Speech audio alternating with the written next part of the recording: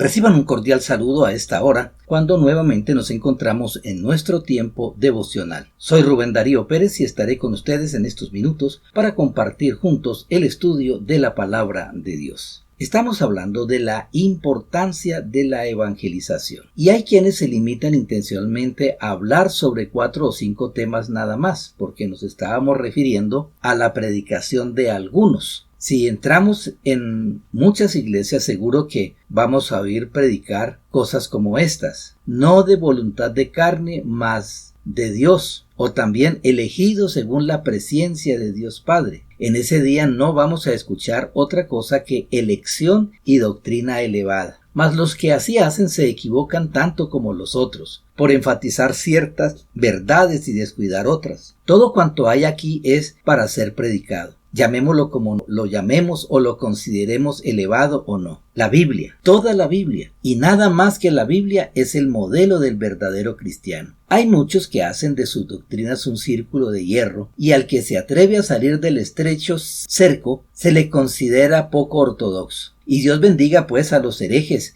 y nos mande muchos de ellos. Hay quienes convierten la teología en una especie de rueda de molino compuesta de 5 doctrinas que están continuamente dando vueltas porque repiten siempre las mismas y nunca salen de ahí. Cada verdad, mi amigo, debe ser predicada. Y si Dios ha escrito en su palabra que el que no cree ya es condenado, ello está puesto para ser predicado, tanto como la verdad de que ninguna condenación hay para los que están en Cristo Jesús. Y si encuentro que está escrito: te perdiste, oh Israel, por lo cual notamos que la condenación del hombre es su propio pecado, debo predicar esto, al igual que la segunda parte del versículo: mas en mí está tu ayuda. Cada uno de nosotros, a los que nos ha sido confiado el ministerio, debiéramos procurar predicar toda la verdad. Sé que no es posible conocerla en su totalidad. Hay nieblas en la cumbre del alto monte de la verdad. No pueden los ojos del mortal contemplar su pináculo, ni sus pies hollarlo. Mas bosquejemos la niebla, si no podemos dibujar la cumbre. Expongamos la dificultad tal como es, aunque no podamos desentrañarla. No ocultemos nada. Si el monte de la verdad tiene la cima nublada, digamos nube y oscuridad alrededor de él. No lo neguemos, ni tratemos de acortar la montaña conforme a nuestro propio modelo, porque no podamos ver su cumbre o alcanzar su techo. Todo aquel que tenga que predicar el evangelio debe hacerlo en su totalidad. Todo el que se considere un ministro fiel no debe dejar a un lado ninguna parte de la revolución. En segundo lugar, si de nuevo me preguntan ¿qué es predicar el evangelio?, contesto que predicar el evangelio es enaltecer a Jesucristo. Tal vez sea esta la mejor respuesta que pudiera dar. Me apeno mucho al ver a menudo cuán poco es comprendido el evangelio, incluso por algunos de los mejores cristianos. Hace algún tiempo había una señorita que se encontraba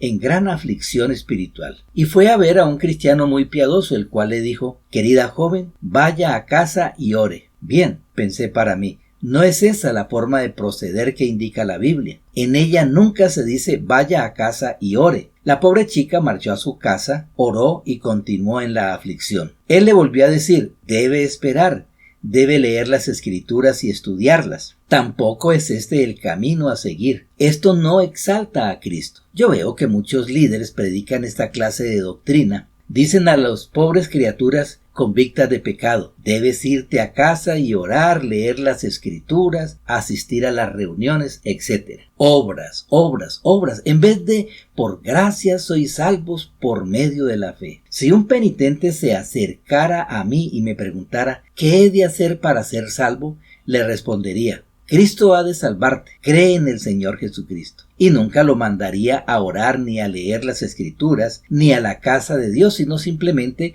los remitiría a la fe sola en el Evangelio de Dios. Y no es que yo menosprecie la oración. Tendrá después de la fe, ni tampoco diré una sola palabra en contra del escudriñar las escrituras. Ese es el sello infalible de los hijos de Dios, como tampoco hallo mal en la asistencia a las reuniones. Dios me libre. Me agrada ver allí a la gente. Pero ninguna de estas cosas es el camino de salvación. En ninguna parte está escrito: el que asista a la iglesia será salvo, o el que lea la Biblia será salvo, como tampoco he leído, el que orare y fuere bautizado será salvo, sino el que en él cree, el que tenga fe en el hombre Cristo Jesús, en su divinidad, en su humanidad, ese es liberado del pecado. Predicar que solo la fe salva es predicar la verdad de Dios. Ni por un momento daré a nadie el nombre de el ministro del Evangelio si predica un plan de salvación sin la fe en Jesucristo. La fe, sí, la fe y nada más que la fe en su nombre. Pero la mayoría de nosotros tenemos nuestras ideas bastante confusas. Hay en nuestro cerebro tantas obras almacenadas, tanta convicción de méritos y hechos propios grabados en nuestros corazones, que nos es casi imposible predicar la justificación por la fe, clara y completamente. Y cuando lo hacemos, nuestros oyentes no la asimilan. Les decimos, cree en el nombre del Señor Jesucristo y serás salvo. Mas ellos tienen noción de que la fe es algo maravilloso y misterioso, que es totalmente imposible que sin hacer nada más puedan salvarse. Pero esta fe que nos conduce al Cordero es una dádiva instantánea de Dios, y el que cree en el Señor Jesús es salvo en aquel mismo momento sin ninguna otra obra más. Mis amigos, no vemos la necesidad de enaltecer más a Cristo en nuestras predicaciones y en nuestras vidas. La pobre María dijo, han llevado al Señor del sepulcro y no sabemos dónde lo han puesto. Y así dirían en nuestros días si pudiera levantarse de la tumba. Si tuviéramos un ministerio que exaltara a Cristo, si predicáramos de forma que magnificase su persona, que halagara su divinidad,